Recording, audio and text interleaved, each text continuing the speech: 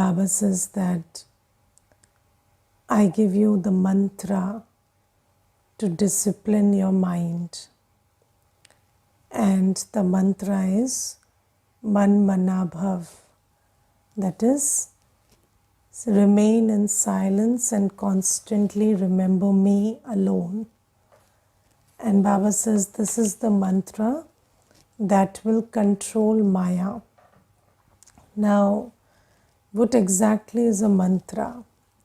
So, mantra is a true and shortcut method. It's a true method, something that takes you to the attainment, and it's a very shortcut method to get to something. And you see that disciplining the mind, this has been a subject for which a subject which has been the quest of many human beings for a long time, and everybody wants to discipline the mind, and people have done a lot to discipline the mind. They have made a lot of effort. They've left their homes, they've gone to jungles, they have tried doing hatha yoga, taming the body, having control over every organ of the body, so that they could just discipline the mind. But nobody has ever been able to do that. And mostly, then people think that maybe if we just leave from here and go to the soul world, then the mind will be disciplined. But Baba says that one big problem with this whole approach is that people think that when the mind is disciplined, then it will become thoughtless. Yes, so, but what is the definition of discipline? Discipline enables you to do that which you are supposed to do. It doesn't make you useless, right? So you wouldn't say that if a child is just sitting in the corner doing nothing all day, then he's very disciplined. No, a child does what he's supposed to do. According to the timetable, if he's able to make best use of his time, then you would say that the child is disciplined. Similarly, what is the job of the mind? What is the mind supposed to do? The mind is supposed to create thoughts. Why is the mind there if it's supposed to be just silent and thoughtless? So, the mind is an organ that creates thoughts. So, it's supposed to create thoughts. And if it's not creating thoughts, then what is the use of the mind? So, Baba says it's not that when you say discipline the mind, disciplining the mind doesn't mean that you kill the mind and the mind is not able to produce thoughts. That's not disciplining the mind, but the mind creates positive, powerful, purposeful thoughts. The mind creates thoughts that are necessary, thoughts that are useful, thoughts that are accurate. That is what we call disciplining the mind. And Baba says that doesn't happen through the practice of hatha yoga and trying to just, go run away from the world and run away from everything that is stimulating thoughts. So that's not the way you do it. And Baba says that when you win over Maya, that is when the mind is not distracted by vices. So the quality of your thoughts doesn't change into vicious. So if your mind is not creating negative, wasteful, vicious thoughts, which when put into action put you into karmic debt, then you would say that yes, this is like disciplining the mind. So Baba says you have to win over Maya. Maya jeete jagat jeet, not man jeete jagat jeet. You don't have to make the mind thoughtless, you have to make the mind free from Maya. So no negative, no wasteful thought, and only powerful, positive, purposeful, accurate and accurate thinking. That's what we want to do. So Baba says, how do you do that?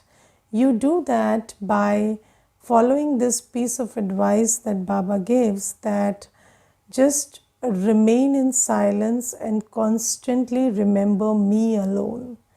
And you see that the mind thinks. And what does the mind think? The mind thinks wherever the yoga of your buddhi is. So, you first have buddhi yoga, and then wherever is your buddhi yoga, your mind thinks about those things. And you see, in the old world is called Dukh Dham, the world of sorrow, or it is called a dirty world. Now, wherever you focus your attention in the old world, whether it is on past events, whether it is right now what's going on, whether you think about what is going to happen in the future in the old world, then what do you think about? You will always think about thoughts of Maya.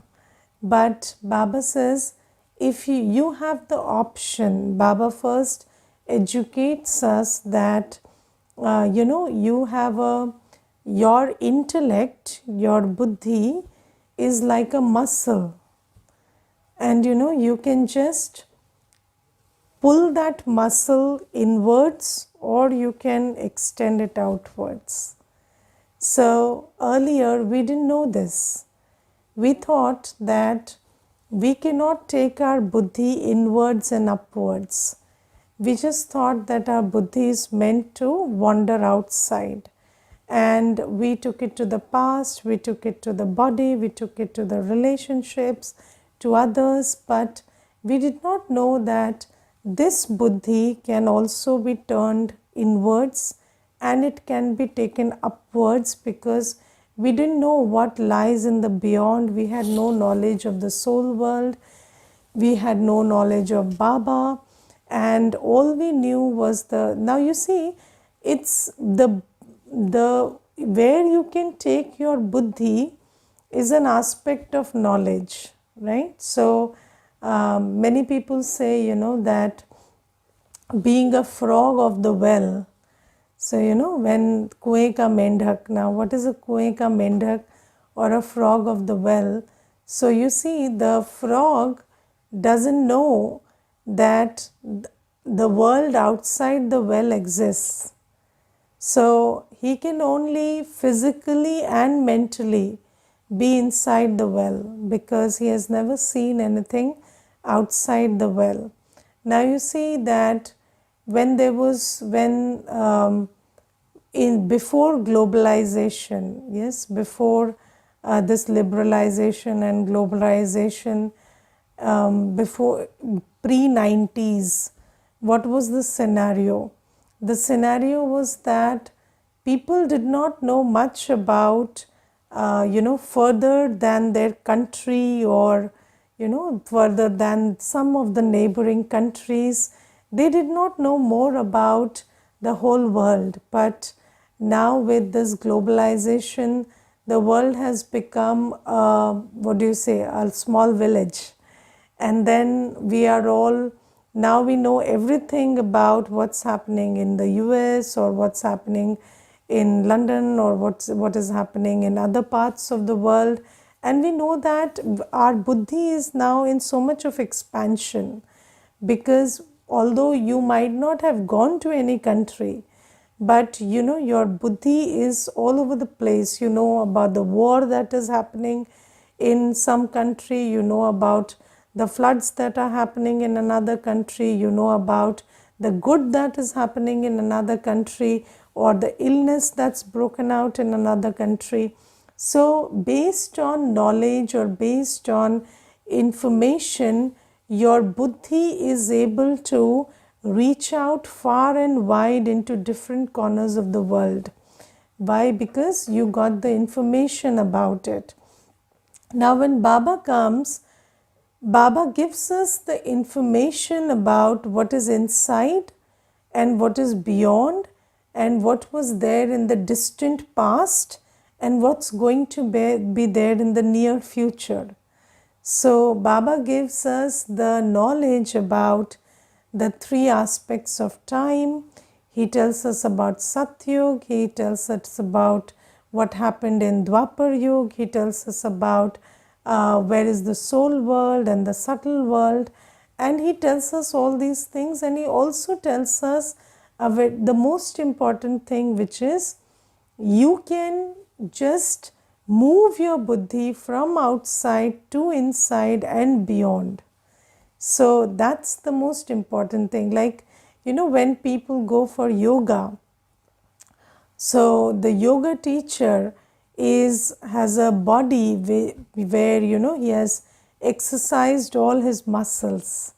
So then he will say that you can stretch your hand so much backwards, or you can stretch your legs so much backwards, or your back, you can just stretch it and take it, you can just turn around and stretch it so much. But a person who is going there for the first time may think that it is impossible, all those yoga poses. But then if he tries, if he makes one attempt, two attempts, three attempts, then he is also able to discover for himself that this is very much possible, and this is my own body, and I had never experimented with it, and I didn't know that it is capable of this. So similarly, Baba tells us that your buddhi is capable of going inwards and focusing on that which is within, and it is capable of going in the beyond and focusing on the soul world or the subtle region and focusing on Baba, and your buddhi is capable of going into the golden age, silver age, copper age, iron age, and it has the capacity to rotate the discus of self-realization, or it has the capacity to churn on the 84 births that you have taken. And Baba says this is a very big gift that Baba gives us, and based on that, what we start doing is we start taking our buddhi where Baba is telling us to take it. And Baba tells us that you can move your buddhi to the soul world, and there I am sitting, and you know me, you know who I am, you know my qualities, my powers, and you can just stabilize your intellect on me, and the intellect is able to stabilize itself on an image. So you see that I have the image of a small star, and I am the ocean of virtues and powers, and you just focus on me. And then Baba says that wherever is your focus of attention, your mind will start thinking about that stuff, and you will start creating an experience. And Baba says this is the way to stabilize your mind and win over Maya, because how are we experiencing the disturbance of the world, or how are we getting unsettled by the disturbance of the world? It is by thinking about it. Yes, it is only by thinking about it. Let's say you are sleeping and you have no information about the fire that just broke, 500 meters from your place. So do you worry about it? Does it disturb you? It doesn't disturb you, because nothing can disturb you if you don't think about it. It's not the happening, it's not the taking, it's not the giving, it's the thinking that disturbs you. When you start thinking about something, it starts disturbing you. You start thinking about something that happened in the past, which doesn't exist at all. Where is the past? Does the past exist? No. So why are you thinking about it? Yes, so when you think about the past, You're thinking about a ghost who doesn't exist. And that ghost is also a figment of your imagination, because the way you're thinking about your past is just the way you have recorded the incidents that happened in your memory track. It is very, very subjective. It's not based on, it's not the truth. It's just a version of what you have recorded at that time. It's your angle, it's your, your angle of vision which has made you experience it like that, and that's what you're carrying. And then you are so fixated with it that whenever you think about it, you are upsetting yourself. Or even if something is happening on the outside, if it's something you cannot control and you're just thinking about it, that, see, most things you can't do anything about.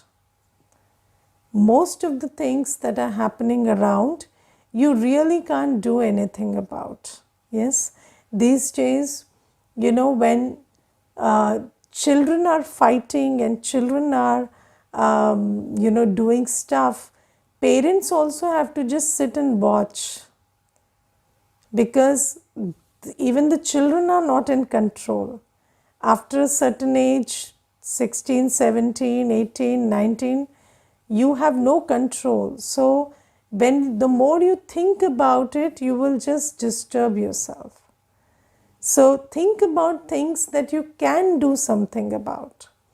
If you can't do something about anything, then why think about it?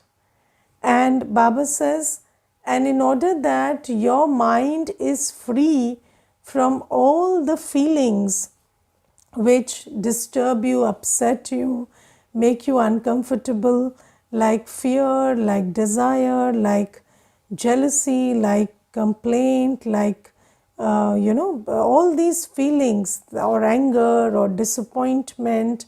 If you want your mind to be free of these feelings, if you want your mind to be free from Maya, then what do? You take your buddhi to Baba and just remember Baba. And when you start remembering Baba, you start thinking about Baba's form, Baba's qualities, Baba's virtues, and filling your mind with the feelings that you experience in this remembrance of Baba, then your mind will be free from all other feelings that come in the face of you thinking about the old world. Yes, but what is the catch here? Why? See, it's such a good mantra, and this mantra can, this mantra can really make you discipline your mind, and it can make you win over Maya. But do you use that mantra? Do you use this mantra? Yes, so do you use this mantra very often? And I will tell you one thing. There are two things about not using this mantra enough, not using this mantra enough to realize its potential. One thing is lack of deep understanding. Second thing is, the ability to do it. Lack of the ability to do it. And lack of the ability to do it has also got two aspects. So, one thing is people don't understand. Maybe, Raj Yoga is a very new thing. Baba comes and teaches us this Raj Yoga. Baba comes and teaches us how to withdraw the intellect, how to take it to Baba, how to experience Baba, how to think about spiritual matters, how to think about the three aspects of time, the three worlds. These things nobody who has not come to Baba can do it, because it's something very new. But for children who know this, who understand this, what is the big challenge? You see, where does your intellect move? Where does your intellect get drawn? It gets drawn to where you are attracted and attached. Yes, and it gets drawn to where you're attracted and attached. And you see, for attachment and for attraction, you need to appreciate and you need to experience the relationship that you have with that one. So when we talk about the old world, you see, the soul in a body conscious world has a relationship with the body. Yes, the soul has a relationship with the other actors around. You think, this is my mother, this is my brother, this is my sister. Yes, but the soul basically doesn't realize that Baba is the one I have all relationships with. And when the more you churn over it, that basically I'm a soul and this is my Baba, end of story. There is no third person in this story. It is between me and Baba. There is no third character in this story. This whole story is about me and Baba. And when you start understanding that basically all my needs are spiritual, I have been trying to fill my spiritual needs through physical means, because I did not have an idea about how to fulfill my spiritual needs through spiritual means. So I started doing it through physical means, right? But now I understand that my needs are not physical, they are spiritual. And my spiritual needs are going to be fulfilled by the spiritual Father. So whatever I need basically is coming from Baba. So that realization, when you understand that this is Baba and Baba is my world and this is enough. So I have all relationships with Baba and everything I want is coming from Baba. When you understand that, appreciate that, and when you understand that God is the truth, that Baba is the most beautiful one, most attractive one, and these things can only be realized by an intellect that is clean. And it takes a lot of time to do this cleansing, because there is so much burden of sins on on the soul that it doesn't happen in a moment, and it takes a while to come to that place where you understand that you have everything to do with Baba and nothing to do with anyone else or anything else. And you just have to play your part in the world, and you have to do it with yoga power. So if you have a good relationship with Baba, then you can continue to play your Sangam Yogi part, and you don't need anybody else's support for that. And you can just you will earn good wishes when you play your part well, and those good wishes are important, but you don't need anybody's support you can have all from Baba. But the more you just this happens through continuous deep churning. When you keep churning about who am I, who do I really belong to, who is my father, when you keep churning about how Baba is talking to me in the Murli, how Baba is directing me in the Murli, how Baba is hand holding me at every step, and you start appreciating that Baba is here for me and Baba is enough, only then will you be able to have this man manabhav state where you have your mind and buddhi always focused at Baba. And Baba is the ocean. Baba is the ocean of virtues, powers, and in that state our mind is like the mind of God. It's full of virtues and powers. And Baba says, when your mind is like that, then no weak thought, no thoughts of this old world, no thought that upsets you can come to you. And also in this state, Baba can give you a lot of love and inspiration and a lot of strength to carry out Baba's task. But This is something that we have to understand. And then second important thing is habit. You see that it is said that man is a creature of habit. And yesterday there was this one brother, he's a Kumar, and he told me that I'm so addicted to the phone that I constantly keep scrolling on the phone. And I told him, so why do you do it? So he said, I don't know, because my eyes are aching, I'm feeling bored, disgusted with the phone, I don't like it, I have really grown aversive to it, I don't enjoy whatever I'm seeing, but I'm just doing it. And my hands are not able to stop themselves, and I'm not able to leave the phone. Every time I sit, I have had 20 thoughts while I'm talking to you that I must pick the phone and scroll. And he told me, what is this? So I said, this is compulsiveness, which is generated by habit. And when you create a habit, then that habit makes it, that habit pulls you into the state which is called very compulsive behavior. And when you are into compulsive behavior, then even if you are not enjoying what you're doing, you're still doing it, because that's coming out of habit. You are understanding it, you are not relishing it, but you're still doing it because the pull of the habit is so much.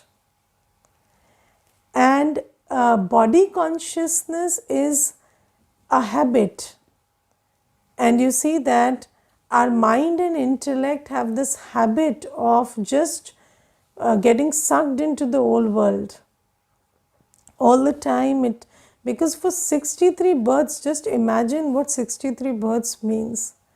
63 births we've been just in this old world, not taken our intellect anywhere, and now it's such a deep habit.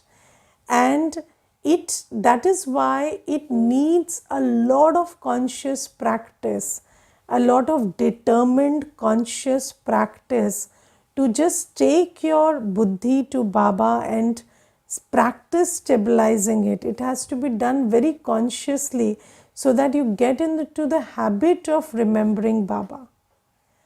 And this habit is not going to, come organically or easily to us. It has to be, practice, it has to be created through determined regular practice. This is sadhana. So, what we call sadhana, that sadhana has to be there. And I remember many years ago, there was this Didi, and she told me, I was just telling her about, sharing some problem, something that was happening, and I was not able to, find what to do in that, or I was not able to figure the way out. And then she told me this one sentence, tapasya karo. And at that time, I didn't understand it. I did not understand what she means by tapasya karo. And after many years, I started understanding that, this is a very, although, it looks like it's a very easy path and it's for the grihast, and Baba makes it sound very easy, but basically it's a very tapasvi path, and you have to have a lot of tapasya in this. And then I started understanding that although this is not physical tapasya like sitting in one posture or wrapping your leg over your leg and then sitting in padmasana or anything, but it's a lot of tapasya, because there has to be this constant, this continuous effort to just take your man and buddhi to Baba and stabilize in Baba's remembrance. And you have to be very creative to feel that you have to really use your man and buddhi to experience Baba's light and love all that time. because it's not that you just take your man and buddhi and it'll sit there. Again, you have to, with your with that whole treasure of knowledge that you have to be creative to be able to experience Baba in all relationships and experience Baba's virtues and powers and not give up on it.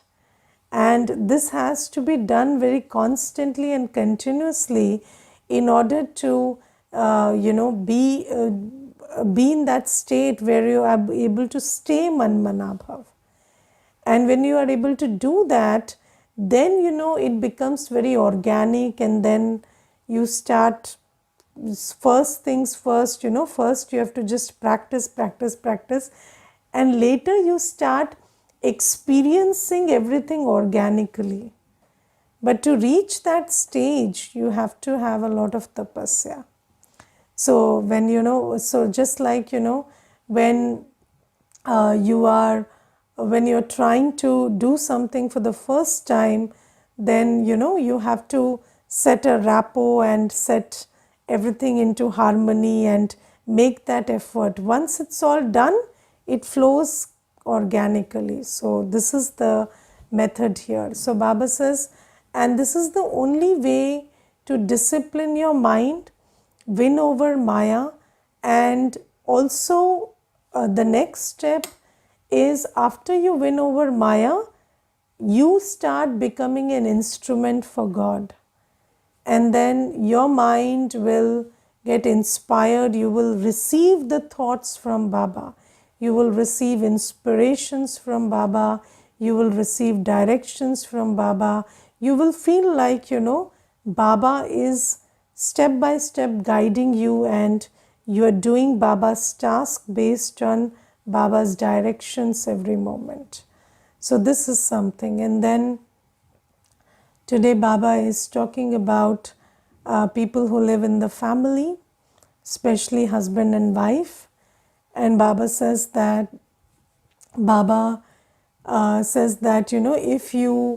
if there is a couple in the old world, and though that husband and wife, if they lead a lotus-like life, so the first important thing is your lotus-like life.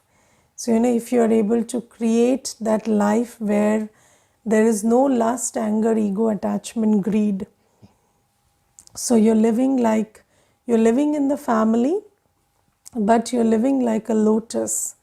If you're able to do that, then Baba says that's the first step.